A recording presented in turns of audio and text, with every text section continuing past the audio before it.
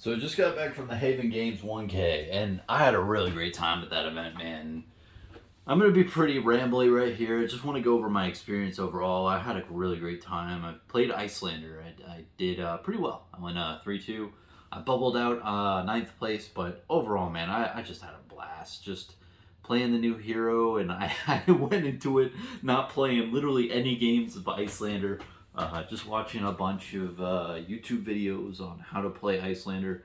And a big shout out to there's this new content creator, relatively new in the last 8 months, I believe.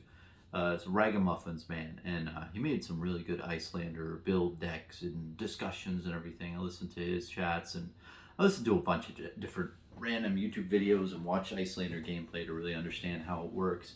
And it's just so different and complex. Like, Wizard is some mind bending bullshit type of thing. There's so much setup with Icelander, and I think the big deal with her is that in Flesh and Blood, I don't feel like we've had very control-y type decks. You do have Bravo, and Bravo does tend to control you by attacking you, but Icelander's more controlling you by like waiting for you to attack Icelander, waiting for you to do anything, and it's like Icelander's like, oh, did I hear somebody do something? Oh, let me come up here and fuck your day up. Like, and Icelander's like, well, now you have Channel Lake Frigid. Yeah, I'm gonna channel that lake. I'm gonna put frostbite tokens on you. I'm gonna deal 3 damage to you, and if you don't arcane barrier it, you're gonna take another 3 frostbite tokens. It's one hell of a deck, man. It's a very interesting experience, and I felt very dirty in a lot of matches. Like, I was like, oh shit, like, uh, I'm I'm really like taking over somebody's turn and like doing stuff on the turn, and you know that's just me as a weird guy. I'm just used to playing Bravo mainly. I'm very smooth brain on that. I'm not a very good player in my mind. I'm all right. I'm still learning. I'm learning every day, and I feel that I've been really into just a niche of Bravo for the longest time. So I really wanted to spice things up. Play Icelander a bit, and I'll probably play her more in the future. But it's just I literally, if you hear, I'm not even trying to pretend, man. I am fucking beat. Like, Flesh and Blood takes it out of you. Just the amount of mental capacity for the games, and like figuring out what you should attack with and block with, and all the resources and all that stuff. And I feel like I feel even worse for my opponents. Like, I'm putting Channel Lake Frigid and Frostbites, and they're trying to like do the calculus in their heads of, okay, how much damage can I get on this turn with all this resource tax that I have to pay for this fucker. Like, I have no idea how they did it. I don't know how I do against Icelander deck. It's tough. And especially if you're doing that go wide build, you might have this really great setup turn, but literally you like put 1 frostbite token on your opponent, and then that just screws up the whole turn. Like, it can easily turn a 20 damage turn to maybe like an 8 damage turn or less. It's very, very crippling. I mean, I've had opponents say multiple times during my games, so it's like, oh geez, if you just didn't put a frostbite token on my thing, like, I would have done so much like damage this turn. The damage output would be nuts. And I want to plug as well that I was actually on the stream at Adventure Co Gaming. I'll try to put a link down below if there's a link on YouTube to that video, and I'll put the time thing so you can click it and see me playing on stream. But AJ from the Adventure Co Gaming crew did this whole thing where he just videotaped and commented all the top chair for the event. I don't think I was top chair. I think it was like on the 5th seat or whatever. But I managed to get on, which was really cool. It was cool having the camera overhead, and I was really bad at putting the damage counters on the thing to know what was going on. But all in all, it was a cool experience, man. Just overall, the energy and the hype, and just seeing all these people in Flesh and Blood. And I've talked to so many different people, like people who've been in the game for a year or 2 years, or someone who literally just bought a booster box like 2 weeks ago and started playing in like a commoner format, and said like, oh, like, this is awesome. I love all these interactions that I can do, and the game is super easy to pick up, and I see all the really cool aspects of it. So it's great hearing just just positivity out there, man, and just seeing people in person and going in the store. I really, I wish I could go out in the local game store a lot more. Honestly, I wish I had the time. A lot of the videos that I do, I'm gonna ramble on a little bit and just get real raw with you, man. Just frank. I wish I could do it. I usually record a lot of my content at like 10 p.m. to like 4 a.m. I'm up late usually. I just don't have the time to go into the LGS normally. So when I can get out there and be a part of the event that I was with Matt and James Store, like it's just great seeing the whole community and meeting people I hadn't seen for a while and just catching up, seeing how the meta is taking and really just data scrape, man. Because like I said, like I'm mainly a collector. I love playing Flesh and Blood.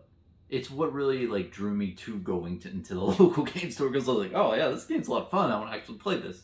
So I'm mainly a collector, but I can learn so much by just talking to people, and I did. I played a Dromai player first game, and I was like, oh, like, how are you liking Dromai? What are your good matchups? What do you think about this? And just data scrape is what I call it. I mean, it's a web-based term, but just information gathering, man, and just understand like more about the game. There's so much free information out there in life that you can gain just by talking to people and just being a nice person, just asking, and seeing. And it's just really cool to hear about it because, I am in my little world in the, normal guy in the normal room collecting, really great pieces of artwork with Flesh and Blood and, having a really nice time here. And I'm also content creating, but there's a completely different space of being in a local game store versus the online YouTube realm. And that's a video within itself, but like, the whole vibe and the whole people in there just a lot of them don't really give a shit about what happens online, the online drama and all this stuff that's happening in the Flesh and Blood world. Like they don't like go into every little story in detail. They just want to play the game. I know that's hard to believe, but they just want to play Flesh and Blood. They might look up deck text here and there, but they just go into a local game store every week or twice a week and just like to rock out games, And I think that us as content creators, we get in this whole little bubble of like this online internet world and a lot of other people out there, not just content creators. We get encapsulated in this internet realm of like, this is reality. But I feel like it's so much different from the thoughts and perceptions of the actual reality in the local game store reality realm. Like the thoughts and opinions and what people are thinking about is just completely different. So it's just really great to really figure out that whole vibe because I'm not in the local game store as much. So it's nice to just pick up that knowledge and information because it just really does surprise me how like different like the thought process is and what is discussed in the local game store versus the online realm. Let's just say it in that format. So, but yeah, overall, I just want to plug at the end. The Haven Game Store, I bought one of their shirts. I just love what they're doing, man. Just really good friends, Matt and James, just really cool guys, run a really good shop. And they were giving out prize support throughout the event, which is great. And I gave them the 2 playmats and the heralds, 3 heralds to, and they raffled them off on stream, which is really cool. Like, and, people in the game store got to get it. And Matt raffled them off. So, it was really good, man. Everyone had a lot of fun. Everyone won stuff. And, at the end of the day, it was a really great experience. It's really cool. And I hope more 1Ks pop up all in all around Florida or anywhere. Because, like, I feel like you could hold them, like, every month or so.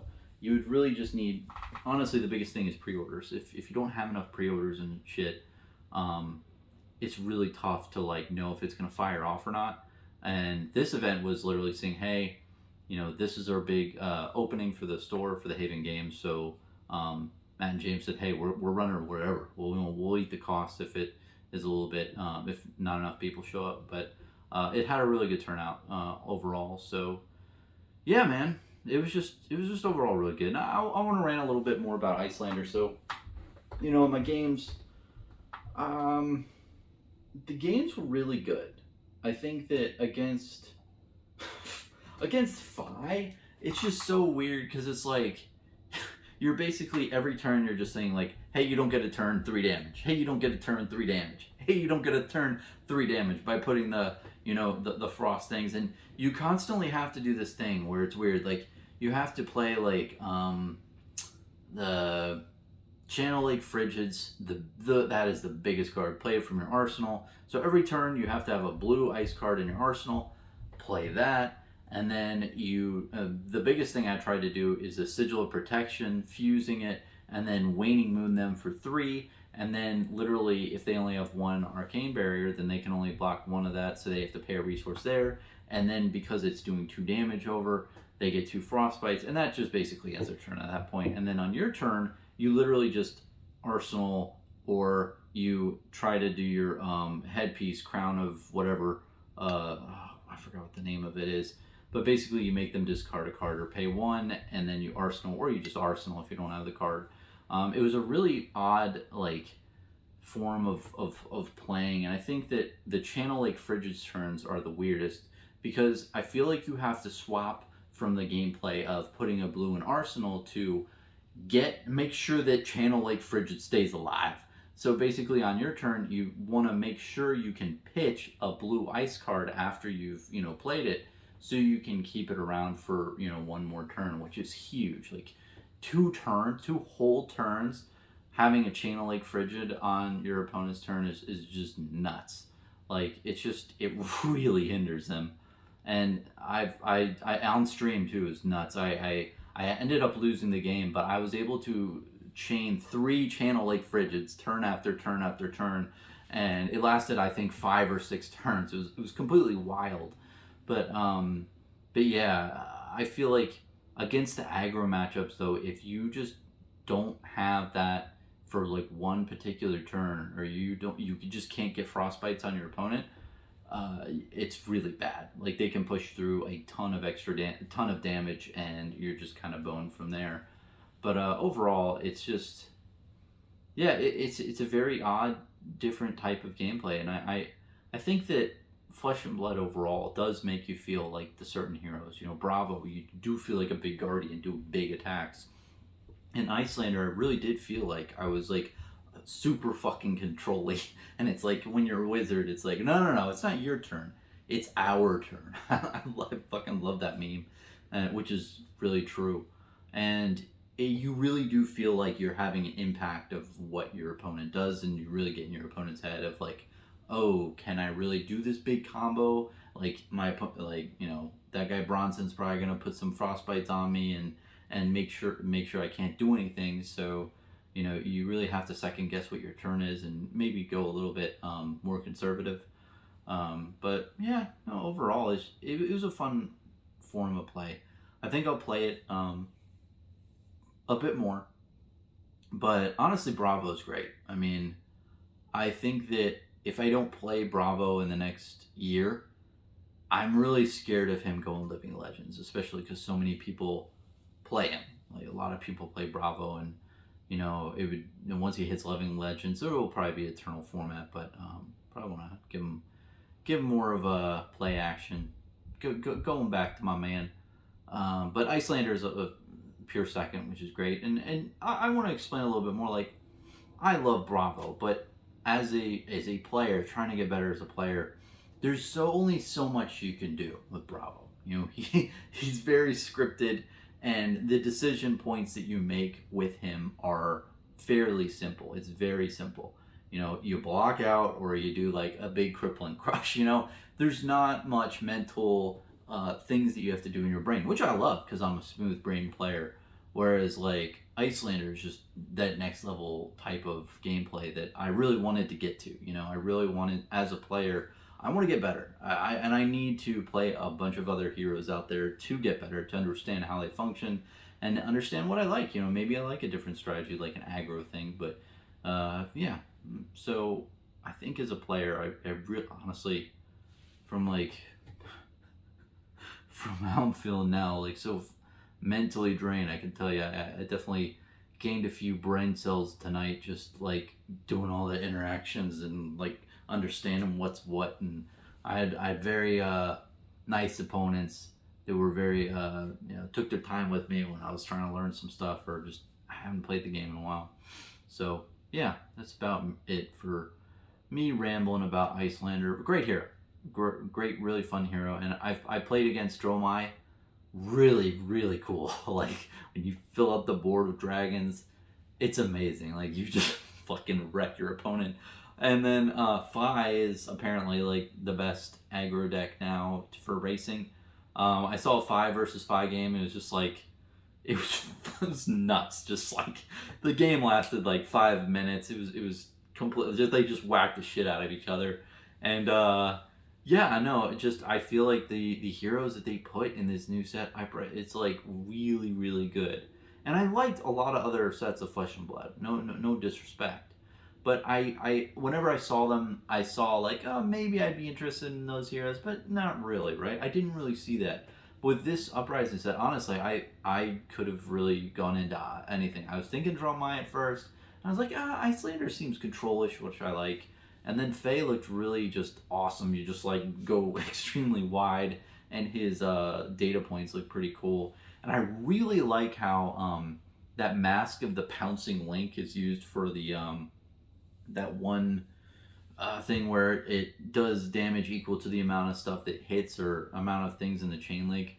Salt the Wounds. Like that was a brilliant strategy. Whoever thought of that, especially for aggro matchup. It's funny because when I first saw that card, I was like, "This is a shitty version of Mask. No one's gonna wear it, run this." And looks like decks come out that prove you wrong in life, and it's cool to see that. I love seeing that. That's probably one of my favorite things about the Flesh and Blood cards is there's so many times I can't tell you how many times I'm like, that card's complete crap. No one's gonna run that, and then I'm wrong. It has some effect that it synergizes with something else that just makes it insane. So I love seeing that, especially because when you read a lot of base effects, they don't do much. But when you pair things up with other stuff that's in effect, you can get an insane amount of value. So yeah, I think that's it about this video. I know I rambled on. I appreciate you listening this far. If you're listening this far, much appreciated. Shout out to the Haven Game Store again. It's the game store I went to, and they also have an online store, which I purchase singles pretty regularly. Like I go every 2 weeks to see what they got and see if I'm interested. And I got some pretty good pickups last time. If you don't want to go there, it's all good. I'll buy some stuff there. But yeah, no, I think they have a great selection. And again, shout out to AJ from Adventure Co Gaming for streaming it. Like this guy's, I don't know why AJ does it, honestly. Like it's so nice to as a community member to stream all the games for the game store, and he could be playing in the games himself, and especially the judges too, man. Shout out to, I forgot who judged that in the game store, but please appreciate your judges. They could be playing in the games too. They could be playing aside from you as well, and they give up that enjoyment to make everyone happy. So, I didn't do it this time, but I'm telling you, a lot of, like almost every time when I go to a tournament, at some point in that tournament, I go up to the judge and I'm like, hey, thank you so much for judging, or thank you very much for judging. I appreciate it. This is a very nice thing you're doing. So, there's that. I feel like I'm like Bob Barker with that shit. Like, make sure to what would it be like? Make sure to praise your judges at your local game store. Please, quote me on that shit that all day long. Like honestly, they don't get enough credit from the community that like, oh wait a minute, that guy could be playing with us and having fun. Instead, he's making sure that we have a lot of enjoyment. Same with shop owners. Anyway. I've rambled on a lot. Appreciate you watching this far. I had a lot of fun in this tournament, and I really look forward to going to the next one. So, cheers, man.